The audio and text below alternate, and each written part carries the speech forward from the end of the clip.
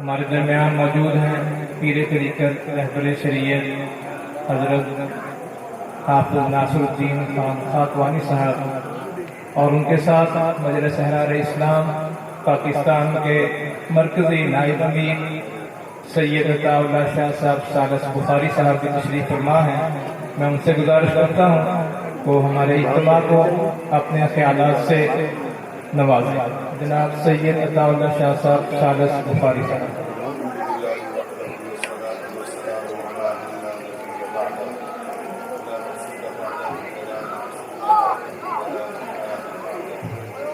ولا أمة بعد أمته وسيد الخلائق والبشر، وصلى الله تبارك وتعالى عليه وعلى آله وأصحابه وأزواجه وأبنائه وبناته وذرياته وأتباعه أجمعين، أما بعد۔ میں زیادہ دیر مزید انتظار نہیں کرواؤں گا، نہ خاتوانی صاحب کا خاتم عالیہ کو، نہ ہی آپ کو۔ بہت وقت سے تشریف فرما ہے اور خلاف روایت اس مرتبہ انہوں نے کافی وقت ہمیں دیا ہے۔ اللہ تعالیٰ انہیں جزائے خیر عطا فرمائے، ان کی پیرانہ سالی اور ان کے طلباء کا جو عزم ہلال ہے وہ بھی ہمارے پیش نظر ہے۔ تو میں مختصر سے وقت میں چند گزارشات آپ کے سامنے رکھنا چاہتا ہوں حاضری کے طور پر، اللہ تعالیٰ قبول فرما دے۔ ہم بچپن سے اس موقع کے لیے دیکھا کرتے تھے کہ بڑا خاص اہتمام ہوتا تھا۔ چند مواقع ایسے ہوتے تھے سال بھر میں جس کے لیے ہمارے بزرگ باقاعدہ اہتمام کیا کرتے تھے، اور وہ اہتمام کچھ ایسا نہیں ہوتا تھا کہ اس میں ہم یہ دیکھیں کہ کوئی زیب و زینت کا معاملہ ہو رہا ہے۔ کلاڑیاں تیار کی جاتی تھیں، سرخ قمیصیں تیار کی جاتی تھیں، قافلوں کی روانگی کے لیے ایک اہتمام کیا جاتا تھا۔ تو الحمدللہ بچپن سے ہی ان ایام کے حوالے سے وہ ذہن کے اندر موجود ہے کہ یہ جناب رسول اللہ صلی اللہ علیہ وسلم کی ختم نبوت اور آپ سے محبت اور آپ کے ساتھ امت کا جو تعلق ہے اس کے احیاء کے لیے یہ ایک سلسلہ اور اس کی تجدید کے لیے یہ معاملہ ہوتا ہے۔ اللہ تبارک و تعالیٰ اس سلسلے کو جاری و ساری رکھے۔ اس وقت ہمارے پیش نظر چند ایسے معاملات ہیں جماعتی حوالے سے بھی اور اجتماعی حوالے سے بھی کہ پاکستان جو اسلام کے نام پر بنا، پاکستان کے اندر اس کے بننے کے بعد سے ہی مسلسل یہ سازشیں ہو رہی ہیں کہ پاکستان کے اسلامی تشخص کو مجروح کیا جائے، اور اسلام غالب ہوتا ہے اور اپنے ساتھ وابستہ ہونے والوں کو بھی غالب کر دیتا ہے۔ اسلام مغلوب نہیں ہوتا، مفتوح نہیں ہوتا۔ اللہ تبارک و تعالیٰ نے اس کو جو علو مرتبت عطا فرمائی ہے وہ اس کے وابستگان کو بھی حاصل ہوتی ہے۔ الحمدللہ ہمارے بزرگوں نے وسائل کی کمیابی کے باوجود اپنی جتنی بھی سکت اور بساط تھی اس کے مطابق انہوں نے کوشش کی، محنت کی اور اپنی تمام تر توانائیاں پاکستان کے اسلامی نظریاتی تشخص کی بقا کے لیے صرف کر دی اور نتیجہ اللہ کے سپرد کر دیا۔ اور الحمدللہ ثم الحمدللہ آج یہاں پر جو آپ کو کچھ تھوڑا بہت اسلام کا نام لیتے ہوئے کچھ لوگ ملتے ہیں اور آپ کو دستور کے حوالے سے اور پاکستان کے آئین کے حوالے سے جو کچھ باتیں نظر آتی ہیں، اس کے اندر انہی لوگوں کی محنتیں شامل ہے اور کار فرما۔ اس وقت بہت سی سازشوں کے ساتھ ساتھ بہت سے جانب سے پاکستان پر جو وار ہو رہے ہیں، حملے ہو رہے ہیں، بالخصوص تہذیبی اور ایسا معاملہ جس کے اندر شرم و حیا، عفت اور پاک دامنی کا نظام خاندانی جو ہے اس کا نتیجتاً تباہ ہو جانا لازمی ٹھہرے، اس کے اندر یقیناً پاکستان کا تو نفع نہیں ہے، دینی قوتوں کا تو نفع نہیں ہے، اگر کسی کا ہے تو دشمنان دین کا ہے، دشمنان خدا و رسول کا۔ اور پاکستان کے اندر ایسے قانون کا بنانا جو خلاف شریعت و خلاف اسلام ہو، اس کے اندر کسی دینی قوت کا کوئی نفع نہیں ہے، کوئی مفاد نہیں ہے۔ دھوکہ ہوا ہے، اس پوری قوم کے ساتھ دھوکہ ہوا ہے۔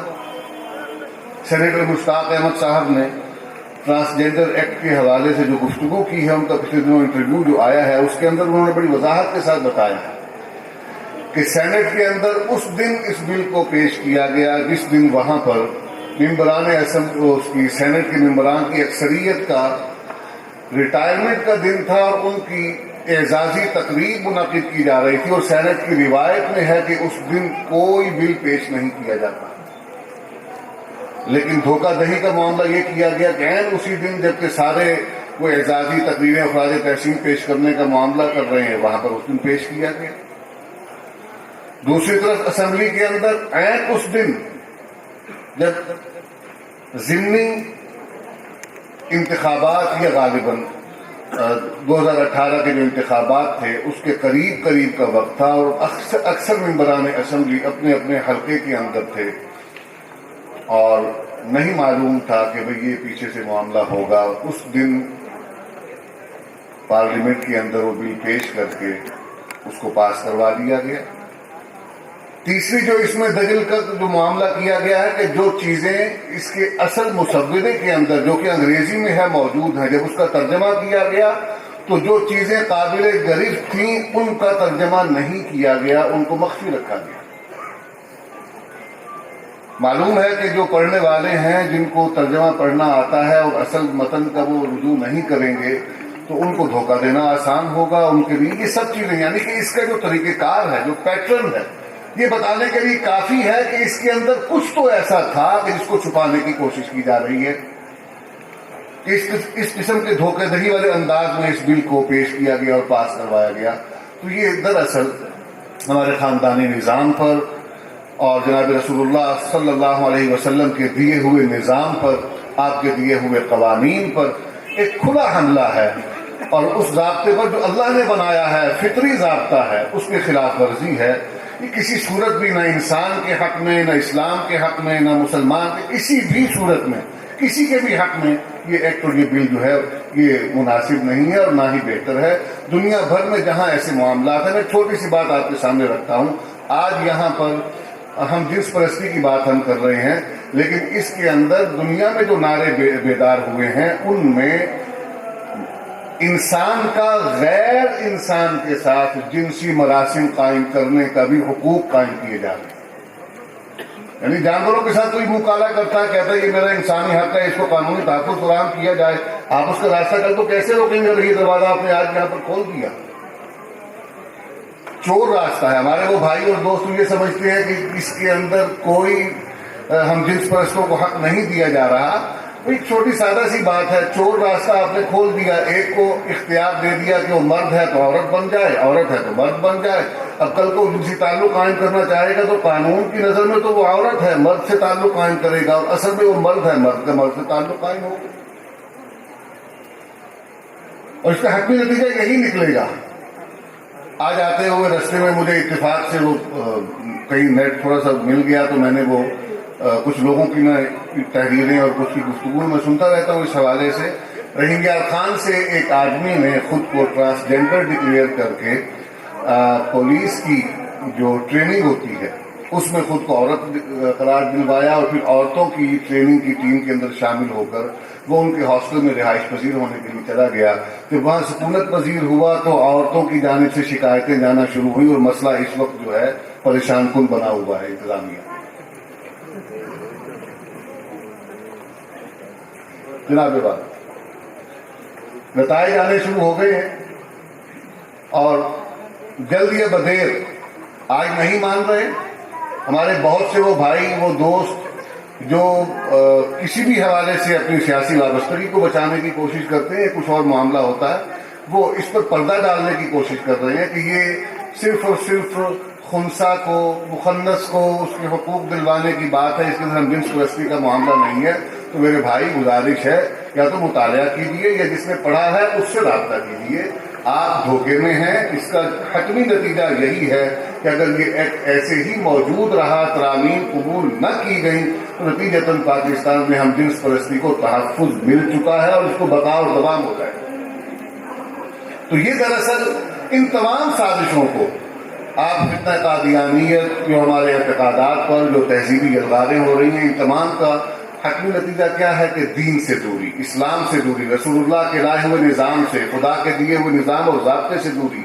यानी हर सूरत में वो ये चाहते हैं कि हमारे माजी से ताल्लुक कमज़ोर तर हो जाए, कमज़ोर तो हो चुका, कमज़ोर तर हो जाए, ताकि वो जो इस्लाम की सरबुलंदी की बात है वो हमारे ज़हन और गुमान में भी न रहे। हम दुनिया के साथ मिलजुल कर रिफार्म और तक़ीम से चलने की बातें आज भी कर रहे हैं, फिर दुनिया की जो हम पर वो मुसल्लत करता जो एक तरह की मुसीबतें हैं, उसको हम फिर खुशी से कबूल कर लेंगे और हमारा उसके साथ किसी तरह का कोई टकराव नहीं होगा, कोई हमारी मुज़ाहमत नहीं होगी।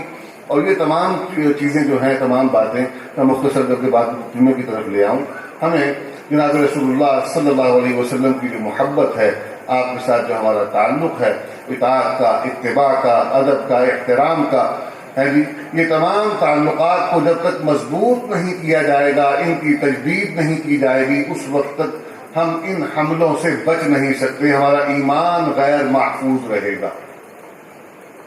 जब तक अपने ईमान के एहया के लिए, तजदीद के लिए हम कोशिश नहीं करेंगे, वो कैसे मुमकिन है। अल्लाह वालों की सोहबत में जाइए, कुरान मजीद पढ़िए, तिलावत कुरान कीजिए, पाकीज़गी का ख्याल कीजिए, है जी। और सोहबत जो है सबसे अहम और बुनियादी चीज़ है, उसका ख्याल रखिए। मुझे एक दोस्त ने सवाल किया, बस इसके जवाब पर बात ख़त्म करता हूँ। कहते हैं जी कि कादियानियों के साथ या ऐसे लोगों के साथ इस्लाह की गर्ज से अगर ताल्लुक़ कायम किया जाए तो इसमें कोई हरज तो नहीं। हरज बई माना तो नहीं कि आपकी नीयत अच्छी है, लेकिन इसमें कोई आपको गारंटी भी नहीं कि आप अगर इस नीयत के साथ ताल्लुक़ कायम कर रहे हैं और आपके साथ किसी अल्लाह वाले की मतलब कि आपकी पुष्ट पर हाथ नहीं है और ताल्लुक़ नहीं है, तो इस बात की भी कोई गारंटी नहीं कि आप उनसे मुतासिर न हो जाए। तो इसलिए अहम चीज़ ये है कि इस वक्त अपने ईमान को बचाइए, दूसरों के ईमान की फिक्र बाद में कीजिए। उनको दावत देने से कबल अपने ईमान को मजबूत और मुस्तहकम कीजिए। अल्लाह ताला मेरा और आपका हम सबका हामी और नासिर हो। वाहिर दावाना अल्हम्दुलिल्लाह।